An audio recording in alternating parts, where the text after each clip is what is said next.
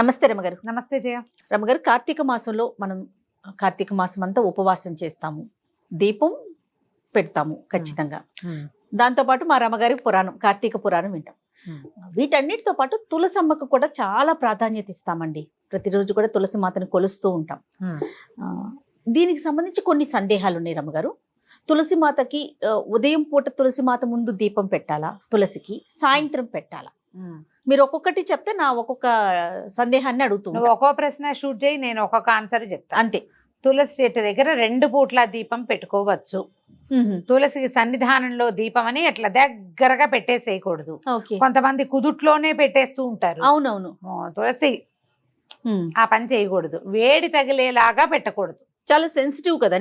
ఏ మొక్క అయినా సెన్సిటివే. అవును. అందులో తులసి కుదుట్లో పెడితే ఎట్లా, యువతలు పెట్టుకోవాలి. తులసి దగ్గర కొంచెం శుభ్రం చేసుకోవటం. రోజు మీరు దీపం పెట్టదలుచుకుంటే తులసి దగ్గర కూడా నీళ్ళు చల్లి ఒక మాట తుడిచి పిండితోటో చాక్ పీస్తోటో మీకు చేత వచ్చిన అవకాశాన్ని బట్టి కదా ముగ్గేసుకోవటం. తులసి కుండీకో లేకపోతే కోటకో ఒక చిటికెడు పసుపు రాసి బొట్టు పెట్టడం, ఓ దీపం వెలిగించటం, దీపం పెట్టుకోవటము. అక్కడి నుంచి ఒక అగరబత్తి చూపించటము. నిత్యము చేయొచ్చు. అగరబత్తి చూపించము, మేము అదేం చేయమండి, మాకు అన్ని రెడీగా ఉన్నాయి, అన్నయ్య అంటే పెయింట్ చేసిన తులసి ఉంది అంటే తుడుచుకోవాలిగా, తుడిపో ఏదో ఒకటి చేయాలి. దీపం పెట్టుకోవచ్చు 2 పూట్ల. ఉదయం ప్రాతకాలం సూర్యోదయం కాకముందే స్నానం చేస్తాం కదా, అవును, అప్పుడు ఒకసారి దీపం. సాయంకాలం సంధ్యా దీపం కూడా తులసి దగ్గర పెట్టుకోవచ్చు. ఇక్కడ కూడా నువ్వుల నూనె ప్రాధాన్యత ఉంటుందండి. నూనె ఎప్పుడు ప్రాధాన్యమే చేయ. నూనె లేదా ఆవు నెయ్యి. కార్తీకం అంతా కూడా ఆవు నెయ్యి ఎంత ముఖ్యమైనదో, ఎంత మంచిదో, నువ్వుల నూనె కూడా అంత మంచిదేను, శ్రేష్టం. ఈ సీజన్ కి ఇది అవసరం మనకి. మీ అవకాశాన్ని బట్టేమా, లేదా అంత లేదు కానీ ఆవు నెయ్యితో పెట్టాలని ఆస్తుంది, నూనెలో కొంచెం ఆవు నెయ్యి వేసి ఒక చుక్క పెట్టుకో, తర్వాత పైది నువ్వుల నూనె పోసుకోండి. వేరే అవిసె నూనె, విప్ప నూనె వాటిల్లోకి వెళ్ళబోకండి.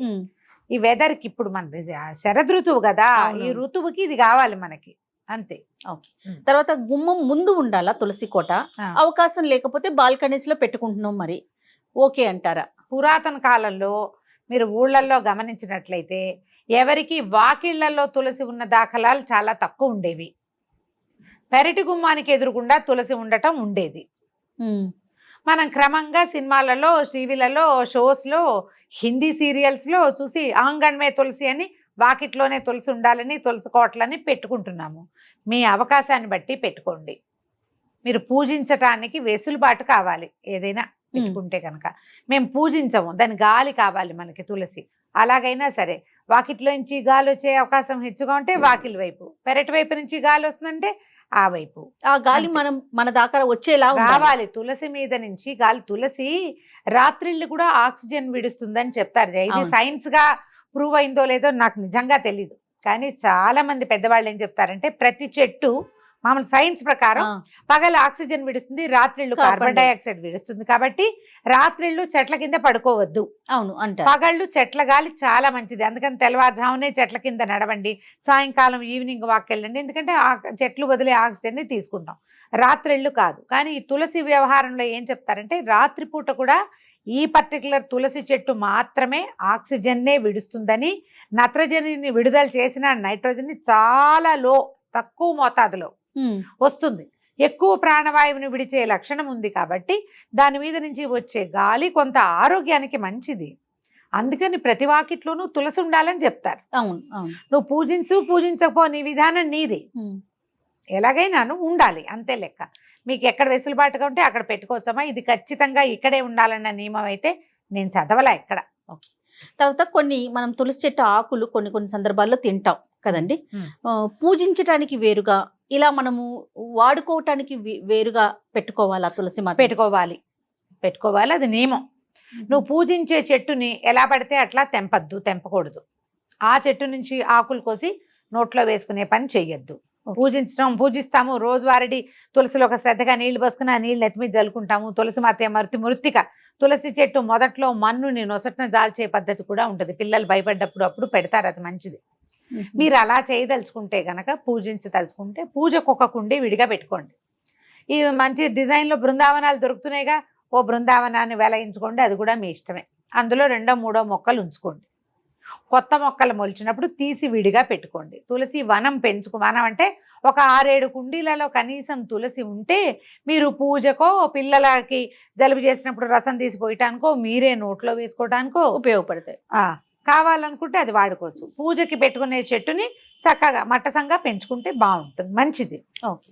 లక్ష్మీ తులసి, కృష్ణ తులసి అని వింటాం. ఈ రెండిట్లో ఏది ఉంచుకోవాలండి ఇంట్లో? 2 ఉంచుకోవచ్చు. పూజ కూడా రెండింటికి చేయొచ్చు. 2 మొక్కలు. ప్రత్యేకతలు ఏంటి రమ్మగారు? ఈ లక్ష్మీ తులసి కంటే లేత రంగు చేయాలి. ఆ చెట్టు కూడా నాజుగ్గా ఉంటుంది. కృష్ణ తులసి ముదురు కాండమున ముదురుగా ఉండేది, ముదురు రంగులో కనపడుతూ ఆకులు ఘాటైన ప్రకృతి కలిగి ఉంటాయి.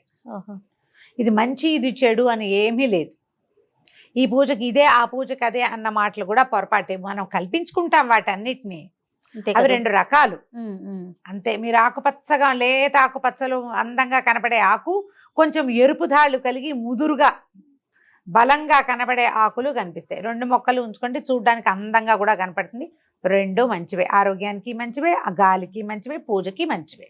తర్వాత మొక్కకి మనము ప్రతిరోజు సాధారణంగా నీళ్లు పోస్తాం. అయితే ఏదో ఒక కామెంట్లో నేను చూసానండి, ఆదివారం తులసి చెట్టుకి నీళ్లు పోయకూడదు, ఎందుకంటే నారాయణ సేవలో ఉంటుంది కాబట్టి అనేసి. ఎందుకు మిగిలిన రోజుల్లో తులసి నారాయణ సేవలో ఉండదా? ఎక్కడి నుంచి వస్తాయమ్మా ఇలాంటివి? వారానికి ఒక్కరోజే ఆవిడ నారాయణ సేవ చేస్తుందని మనం ఎక్కడ చదివాం? ఏమో మరి, దేవి భాగవతంలో ఎక్కడా చదవలా, కార్తీక పురాణంలో ఎక్కడా లేదు. ఒక్కరోజు సేవలో ఉండటం ఏంటండి? ఒక్కరోజు నిరంతరము నారాయణ సేవలోనే ఉంటుంది ఆవిడ. అంతే కదా. నారాయణుడికి ప్రీతిపాత్రమైన చెట్టు అని కదా మనం చెప్పుకుంటున్నాము. వారంలో ఓ రోజే ఆయన వంతుకు వస్తుంది అన్నట్టు చెప్తే ఎట్లాగా? అలాంటిది ఏం లేదమ్మా. తులసి చెట్టుకి రోజు నీళ్లు పోయిన, ఒక చెట్టు సంరక్షణ అంటే నిత్యము చెంబెడు నీళ్లు పోయకపోయినా చారెడు నీళ్ళైనా పోయాలి చెట్లకి. రోజు పోయొచ్చు నీళ్లు, ఏ తప్పు లేదు. దళాలు కోసేటప్పుడు కొంచెం ఈ రకమైన శంక కొన్ని చోట్ల కనపడుతుంది. ఎట్లా? తులసి దళాలు రోజు కొయ్యకూడదు, శుక్రవారం మంగళవారం కొయ్యకూడదు, మరి ఆదివారం కూడా కొయ్యకూడదు అని ఎవరో అడిగారు. ఆదివారం కోసుకోవచ్చు, నేను కోసుకోవచ్చు అని చెప్పాను నేను. అయితే వాళ్ళు అడిగారు, ఎవరో గురుగారో ఎవరో చెప్పారండి. ఇప్పుడు తులసి దళాలు ఎందుకు కోస్తారు జయ? మామూలుగా రోజువారీ ఎందుకు కోస్తావు? నువ్వు ఎందుకు కోస్తావు? ఏదైనా నోట్లో వేసుకోవడానికి. అంతే. నేను కోస్తాను తులసి దళం. మా ఇంట్లో చిన్న కృష్ణ ప్రతిమ ఉంది. నేను కృష్ణుడి పాదాలకు ప్రతిరోజు ఒక తులసి దళం పెట్టాలి, నా నియమం. నేను మంగళవారం, శుక్రవారం, ఆదివారం కృష్ణుడికి తులసి సేవ చేయొద్దా? ఇప్పుడు ప్రతిరోజు చేసే అలవాటు ఉన్నప్పుడు అప్పుడు వారాలు చూసుకోం కదండి. అక్కర్లేదుగా? అక్కర్లేదు. ఇప్పుడు ఏ తులసి నువ్వు కోయకూడదు, మామూలు తులసికి నువ్వు విడిగా పూజ కోసం లేదా ఇతరత్ర ఆయుర్వేద ఉపయోగాల కోసం పెట్టుకున్న తులసి కొయ్యకూడదన్న నియమం అయితే లేదమ్మా. నేను దాన్ని సమర్థించట్లేదు. ఇప్పుడు ఎందుకంటే మనం సేవ, ఇప్పుడు నా దగ్గర కృష్ణుడు ఉన్నాడు, సాలగ్రామార్చన ఉన్న వాళ్ళు ఉంటారు. సాలగ్రామం అంటే నిత్యము తులసి అర్చన, పువ్వులక్కర్లా సాలగ్రామానికి. విష్ణు సేవ చేయడానికే కదా తులసి. తులసి రోజువారీ ఎవరికి వస్తారు? మామూలు వాళ్ళు ఎవ్వరు కొయ్యరు. ఏ దేవుడికి తులసి పెట్టం మనం, జ్ఞాపకం చేసుకోండి. అవునా కదా? Simple logic. మనం ఎవరికి పెడతాము? కేవలము విష్ణు ఆరాధనకి మాత్రమే, ఆరాధనకే తులసి కొయ్యాలి.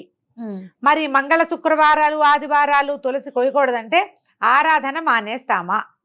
అంతే, సింపుల్ కదా. మానం, ఆరాధన చేస్తాం కాబట్టి అమ్మ ఆరాధన కోసం కోసుకుంటున్నాము అని దండం పెట్టి కోసుకోవాలి.